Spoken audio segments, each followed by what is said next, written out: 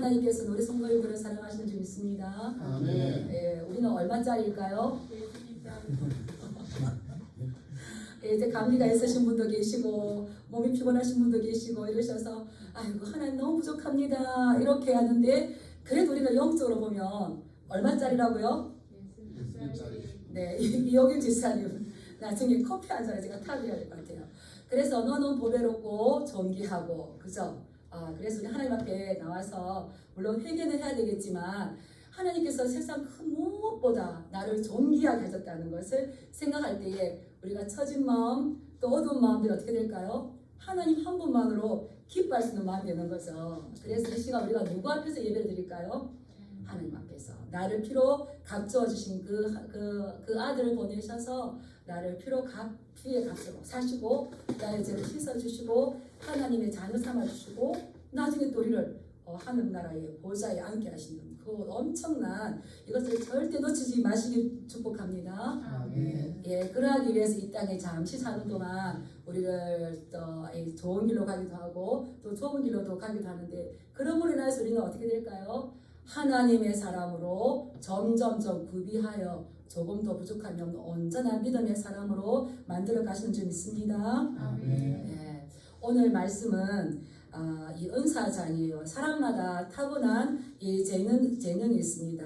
그 부모님으로부터 선천적으로 타고난 재능이 있는데, 우리가 예수님을 믿게 됨으로 인하여서 하나님께서 우리에게 주시는 선물이 있어요. 그것을 우리는 은사라고 합니다. 이 당시 고린도 교회에는 이제 교회가 만들어지면서 인하여서 초대 교회의 특색이 많은 기적과 이적들, 성령의 역사가 강하게 일어났었습니다. 누구보다도 은사가 많은 교회였는데 그만큼 은사가 강하다 보니까 뭐도 있었을까요? 부작용이 있었어요.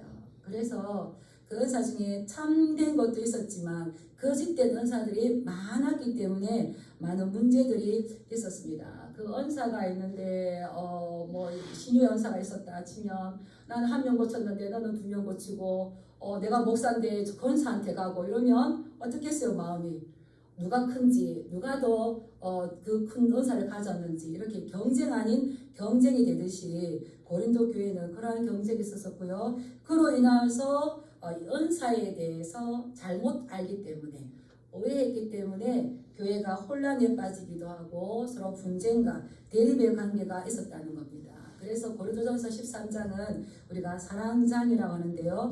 이 12장은 은사장이다. 아마 이러한 문제들을 고린도 교회 지도자들이 바울에게 편지를 썼었고 거기에 대한 답으로 이 바울이 이 편지를 줬던 것 같아요. 그래서 고린도전서 12장에 보면은 은사란 무엇인가, 그리고 은사를 주신 분은 누구신가, 은사를 주신 목적이 무엇인가를 가지고 고린도 교회에 있는 이런 여러 가지 오해들을 바로잡아주고 있다는 겁니다. 우리도 이 은사대로 봉사하면 너무너무 재밌죠.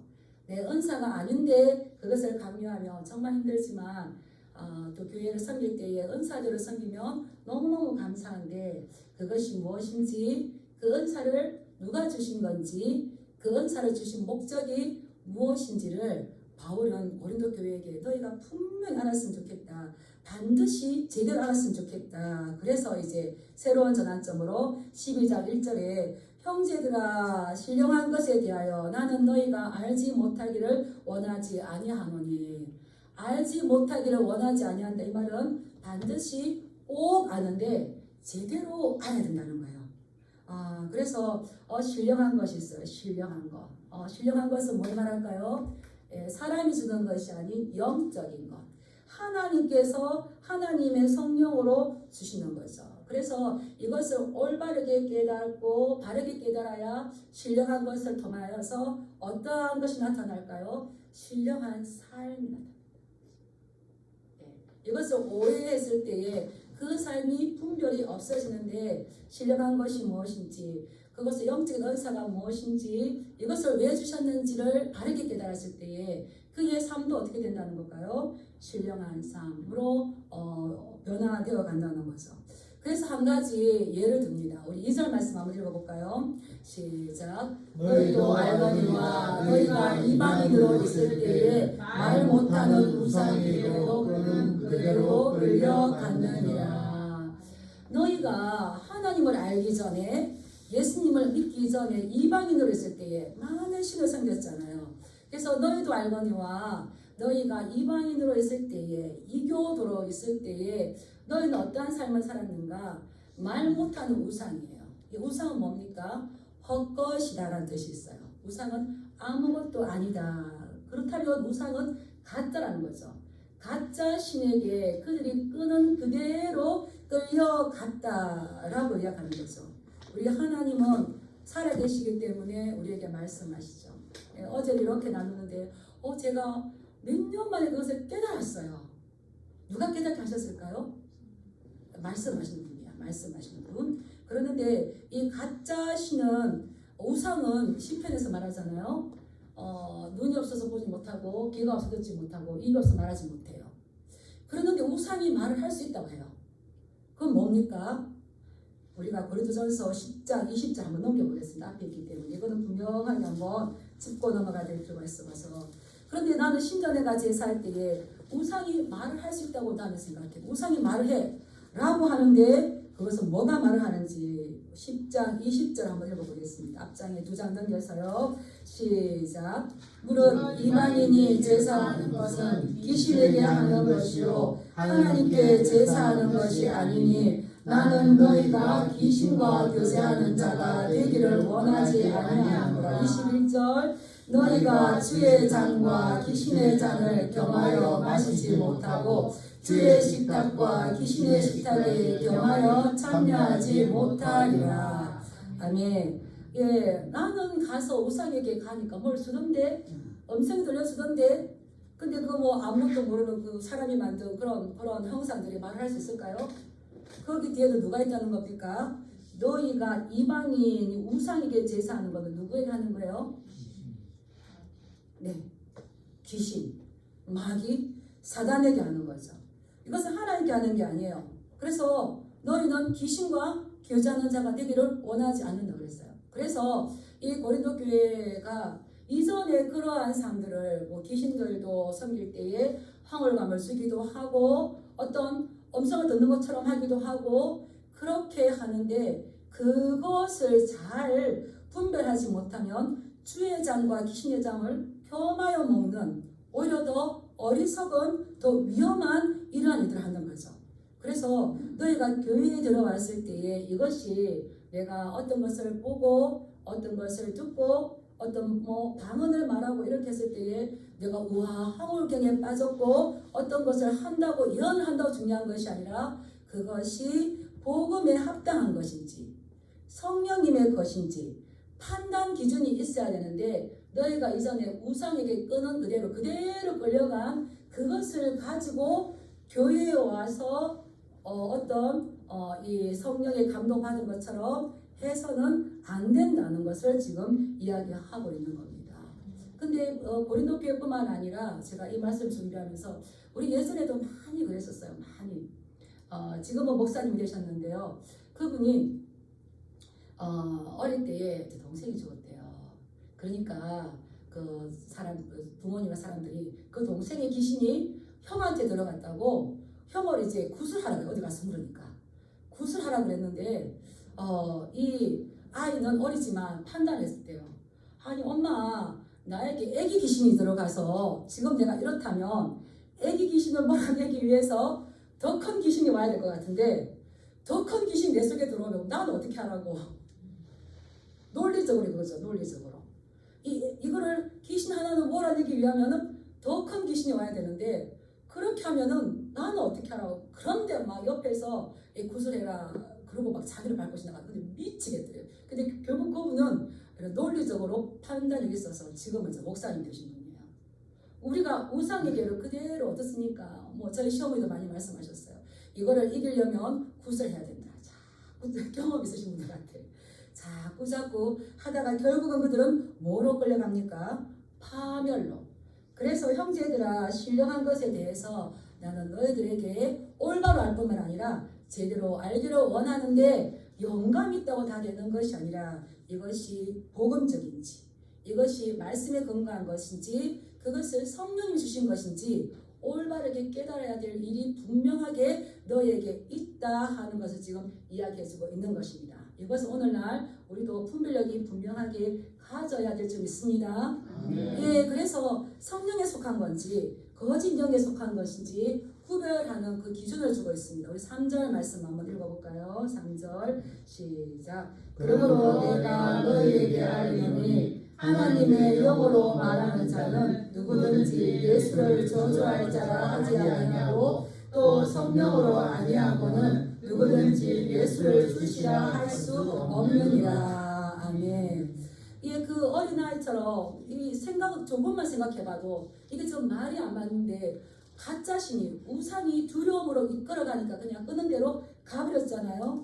그런데 이것이 성령의 생각인지 거짓의 영인지 분별할 수 있는 것은 예수님을 어떻게 보는 거죠. 예수님을 저주할 자라. 이것은 예수님은 저주받을 자다라고 예수님을 욕하는 거예요. 일부 고린도 교회의 일부 신자들은 이 귀신의 힘에 속해서 그들의 일과 그들의 도구로 사용되었어요. 그것이 뭐로 나타나냐면 타인에게 부정적인 영향을 끼친다는 거예요. 우리 성령 하나님은 어려운 가운데 있지만 모든 것을 합력하여 선을 이룰 수 있습니다. 굳이 내가 예수라 부인해 예수가 저주받을 자야 하지 않지만 그 삶과 그 말이 타인에게 아주 부정적인 영향을 끼친다면 이것은 성령에 이끌린 것일까요? 거짓에 이끌린 것일까요? 결국은 그것은 예수님을 욕하게 만든다는 거예요.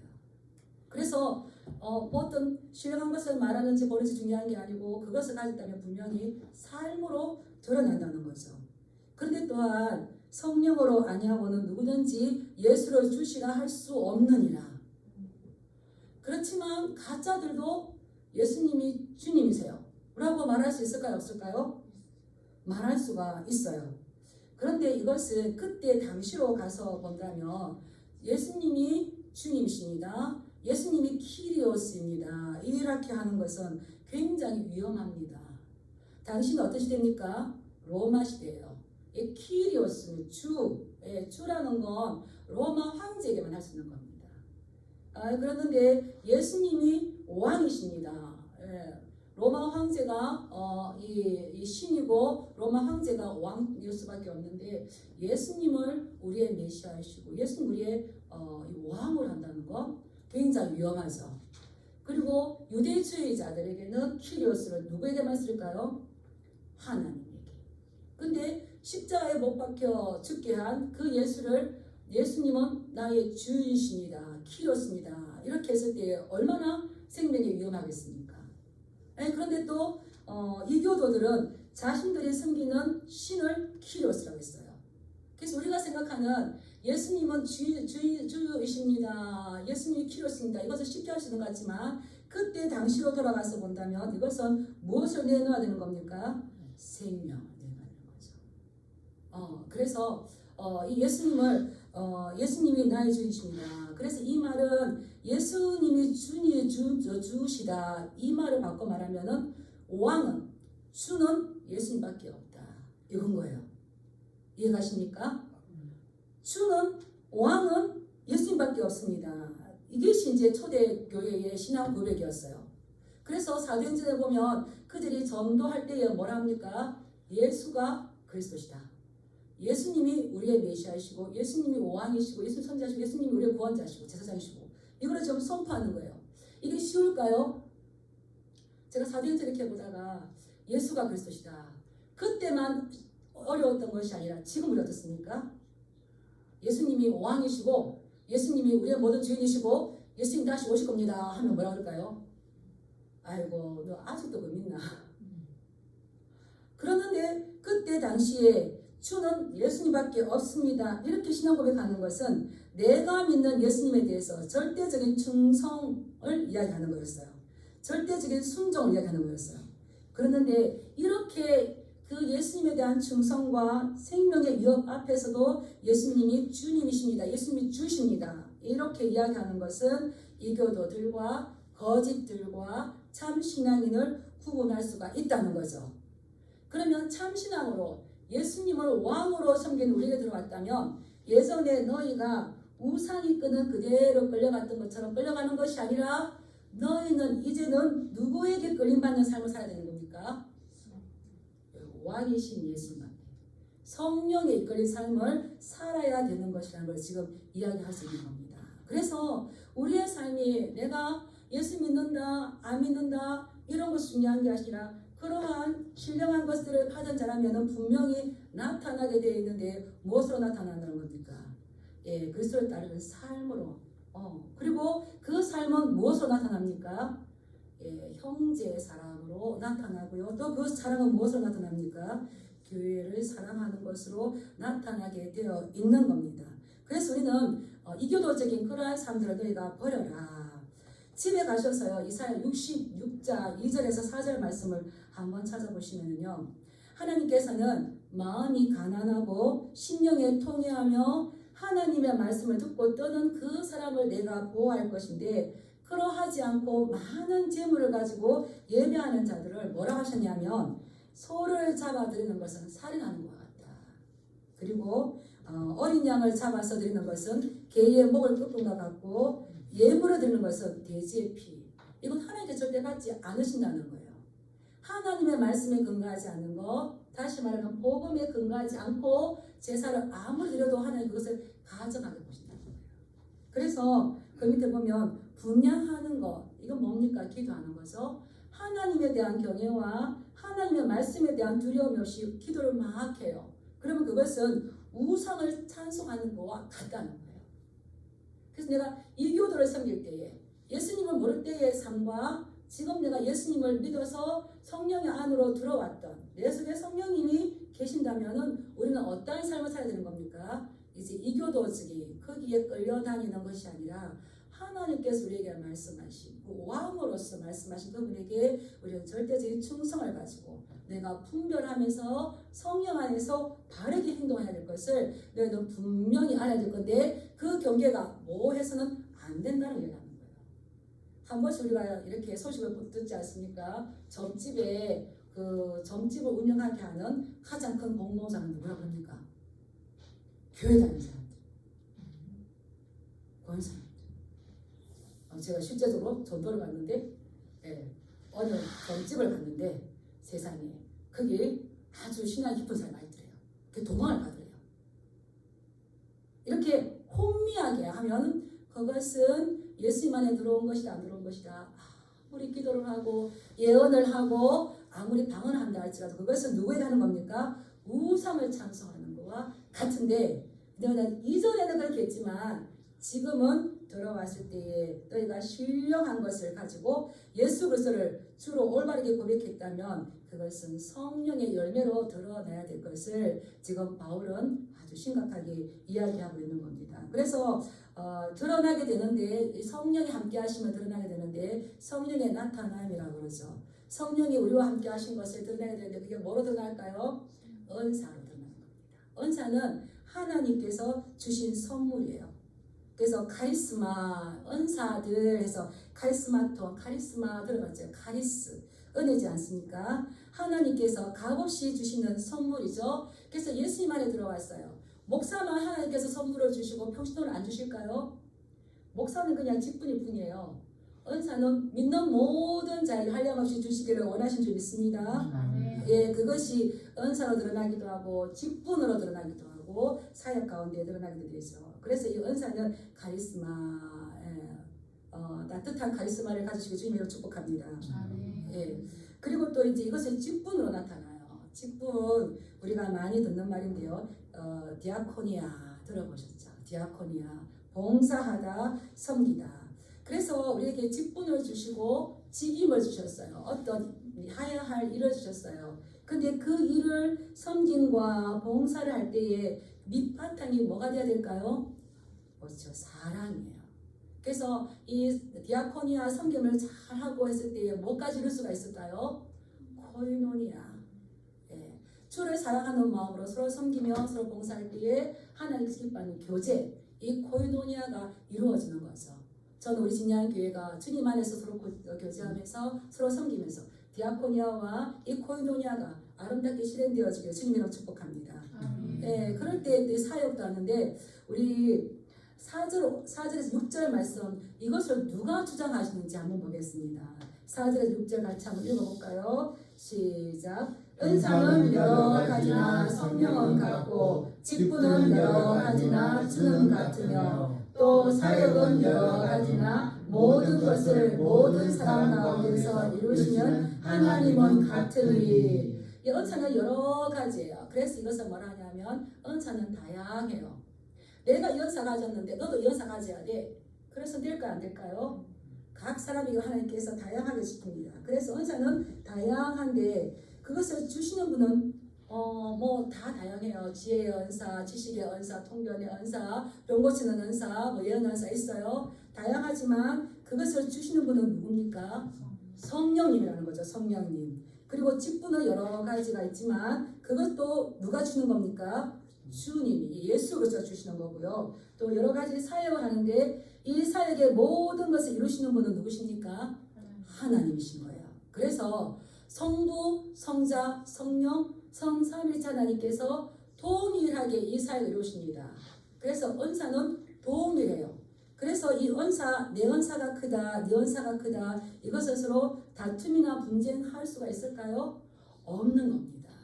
서로의 은사를 존중해 주시기 바랍니다.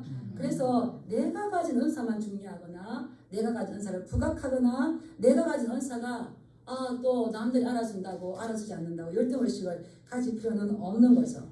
그래서 이 은사가 다양한데 첫째는 이 9가지 은사가 있는데요. 세 묶음을 할 수가 있어요. 그래서 가르치는 은사가 있고 초자연적인 힘을 나타내는 은사가 있고요. 또 특별한 소통을 나타내는 것이 있는데 이 가르치는 은사 지혜, 지식인데 지혜의 말씀, 지식의 말씀입니다.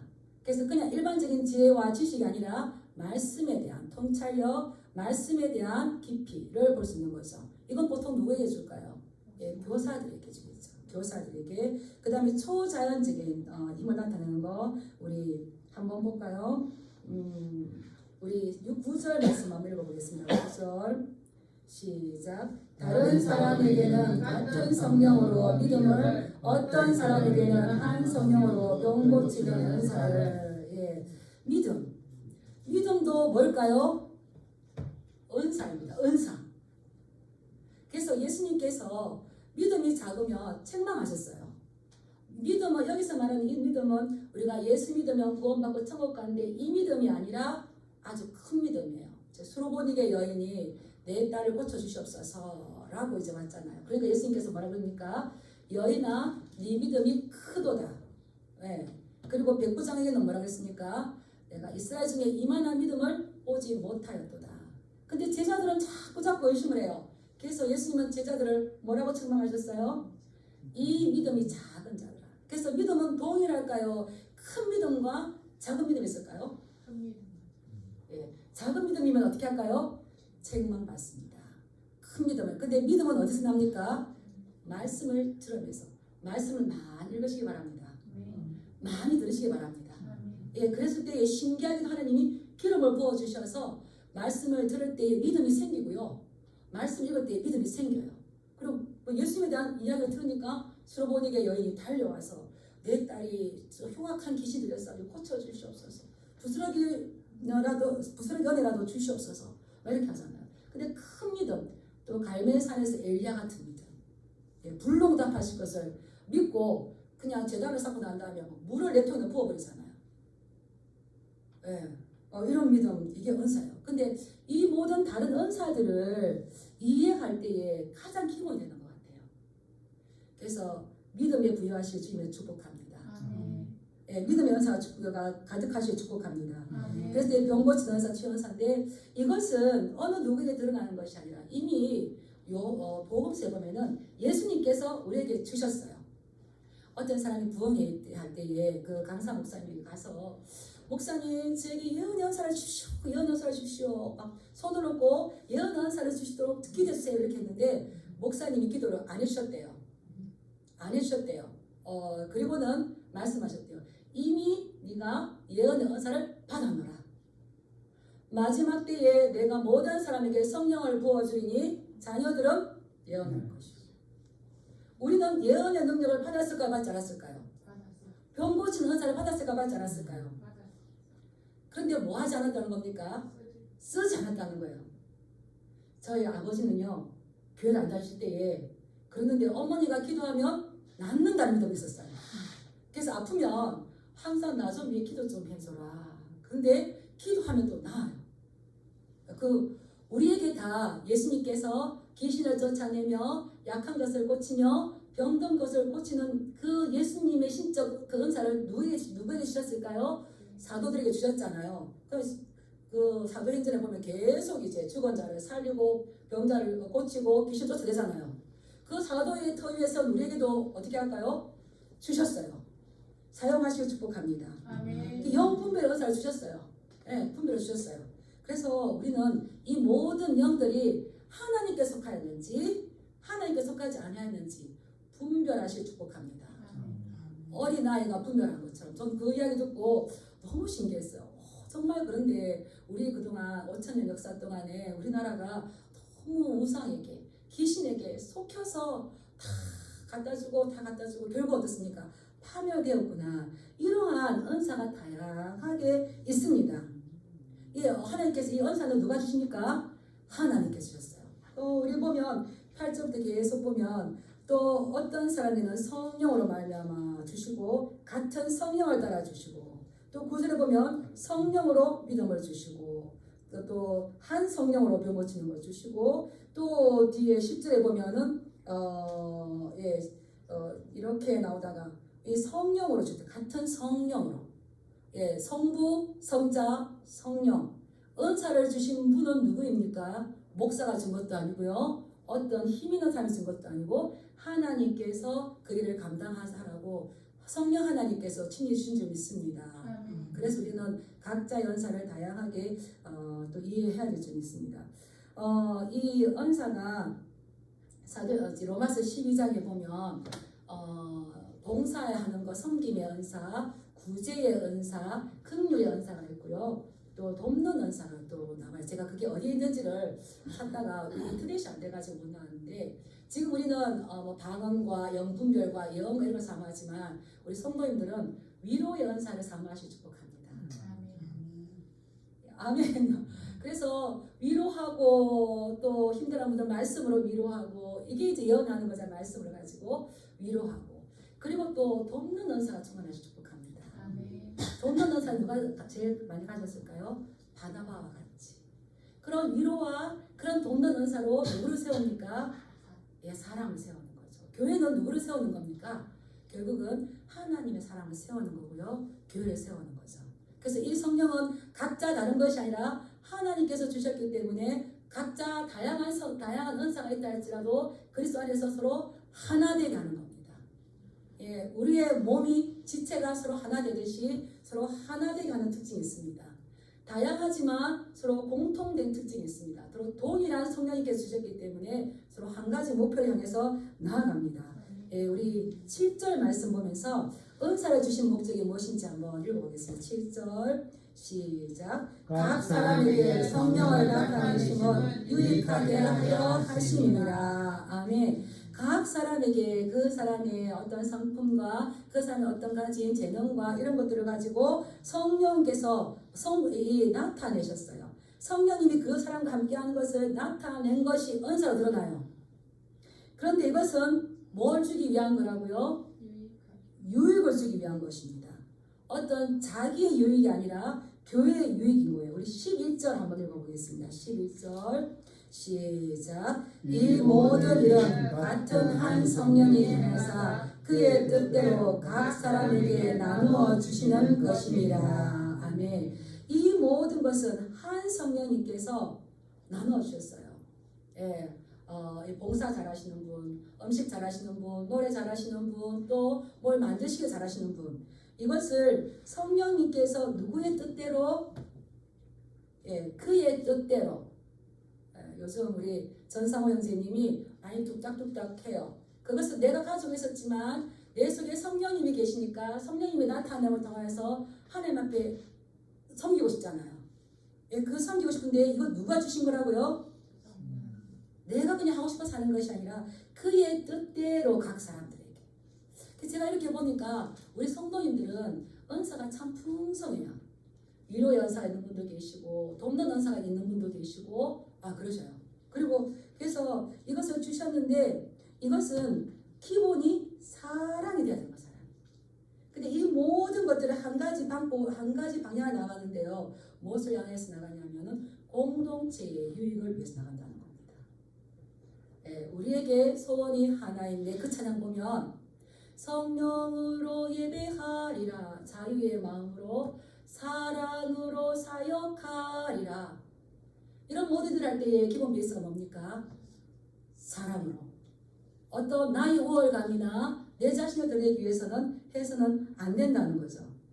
그래서 이 모든 이 은사가 한 가지 공통적으로 나가는 것이 있는데 그것은 이 교회를 위한 거. 로마서 12장 6절 8절에 은사가 나왔는데 집에 가서 한번 보시면 참 다양하겠습니다. 그게 말씀을 보면 그리스도 안에서 한 몸이 된 것처럼 한 몸 안에 많은 지체가 있습니다. 그래서 손과 발과 눈과 이 모든 것들인데 이것은 전부 다 무엇을 향하여서 할까요? 몸을 향하여서 섬기는 겁니다. 우리 교회의 머리는 누굽니까? 예수 그리스도. 우리는 그 교회의 몸인 거예요. 그래서 내가 은사가 있다고 내가 잘났다고 내가 우쭐하고 내가 뽐낸다는 것은 그 공동체를 힘들게 할 수 있는 거죠. 그래서 나에게 은사가 있고 다양하게 드러날 때일수록 더 하나가 되고 싶어하는 하나가 되고 싶어하는 이것을 잘 유지해 가시길 주님으로 축복합니다. 예. 그래서 우리가 이 은사장의 맨 뒤에 보면은 그러므로 너희는 더 큰 은사를 사모하라.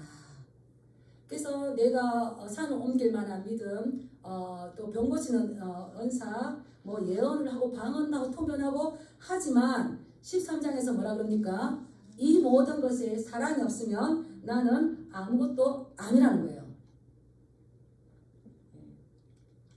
제가 이제 우리 사용하셔서 이제 교회가 교회되게 여기를 보니까 그 가사가 주의 교회를 위한 우리 마음, 희생과 포기와 가난과 고난, 하물며 죽음조차도 우리를 막을 수 없네. 우리 교회는 이 땅의 희망. 와, 이 찬양이 우리 사용할 수 이 찬양이 교회론에 대해서 너무나 세밀하게.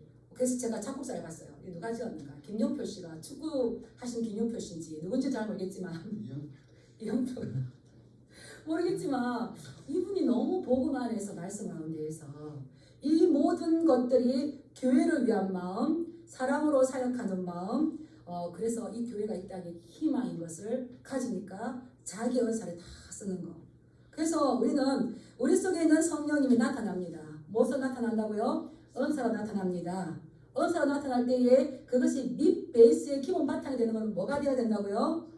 예, 사랑이 되어야 되는 겁니다. 그래서 내가 가진 직분을 가지고 어떤 은사를 가지고 자기의 우월성이나 열등, 나는 저 사람은 너무 좋은 거 가졌는데 제가 하평교회에서 때 그랬어요. 이제 주방에서 일하시는 분들이 막 좀 싫어해요. 나도 저 성가대 하고 싶은데 맨날 물 넣고 이렇게 막 이게 손에 물 적셔야 되고 하나님께서 각자의 분량에 맞게끔 주신 거예요. 저는 그게 너무 좋아 보이는데 그래서 내가 가진 하나님 너무 안 좋은 거 주신 것 같아. 저 사람이 이렇게 하는데 하나님께서 그의 뜻에 따라서 각자에게 하나님께서 영광 받으시고자 해서 주신 줄 믿습니다. 그것을 가지고 열심히 섬길 때 하나님께서 그를 가지고 영광을 받으신다는 거예요. 그래서 우리의 가장 큰 상은 뭡니까? 사람의 인정, 사람이 알아주는 게 절대 아니라는 겁니다. 그것은 예수님이 그리스도 되신 교회의 머리 되신 것을 망각하는 거예요. 나에게 주신 것 작은 걸 할지라도 누가 주신 겁니까? 하나님께서 주신 것이고요. 하나님께서 이렇게 복을 주셔요. 마태복음 25장에 보면 달란트장이 있습니다. 거기에 주인이 종들에게 2달란트, 5달란트를 주고 떠납니다. 근데 마지막에 그 주인이 돌아와서 종들에게 주었던 것을 결산하죠. 그런데 5달란트를 받았던 종이 이렇게 말합니다. 5달란트를 더 가지고 와서 이르되 주인이여 보소서 내가 또 5달란트를 남겼나이다.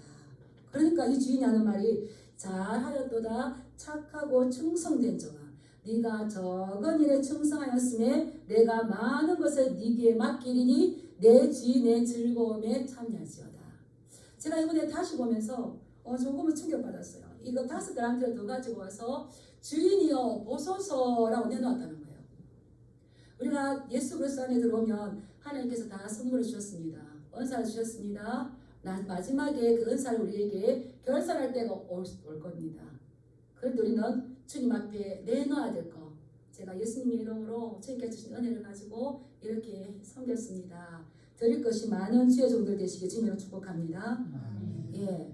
그런데 하나님의 나라는 없는 자에게 있게 하고 있는 자를 없는 자에 나눠줘야 될 건데 하나님의 나라 법칙은 그렇지가 않아요.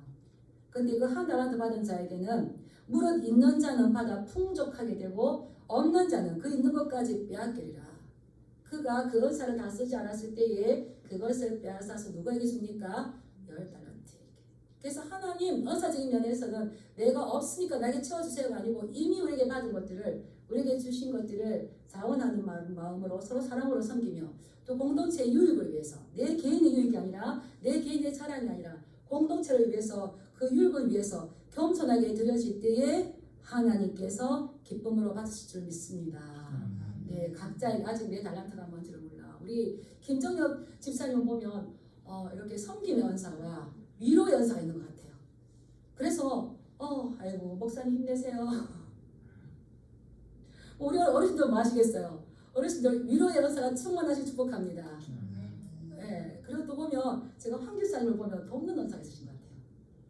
네, 그래서 도와서 그 한 사람이 또 하나님 일꾼으로 이렇게 서게 하는 거. 우리 모두에게 한 가지 은사만 아니라 이 다양하게 이렇게 나타나죠. 이것이 드러나서 사용되는 분이 있는가 하면 아이고 내 같은 것이. 그런데 하나님께서 다양한 모든 사람에게 다양한 은사를 주시고 그것을 사용하기를 원하시고 그것을 통해서 영광 받으시기를 원하신 줄 믿습니다.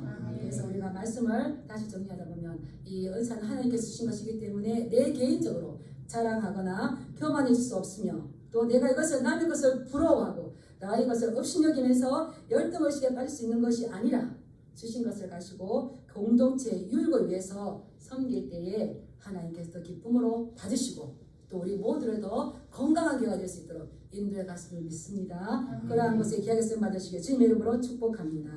베드로전서 4장 10절 12절 말씀 썼었어요.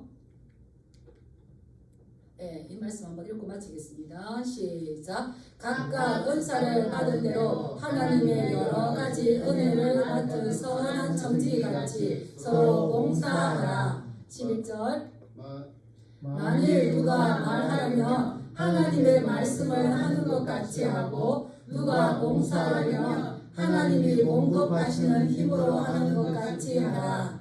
이는 범사에 예수 그리스도로 말미암아 하나님의 영광을 받으시게 하려 함이니 그에게 영광과 권능이 세세에 무궁하고 있느니라. 아멘.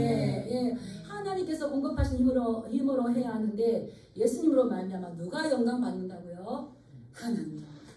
그래서 우리가 하나님 영광을 가르치는 자가 되는 것이 아니라 모든 영광 하나님 앞에 순전하게 올리는 그러한 저희들 되시길 주님으로 축복합니다. 기도하겠습니다.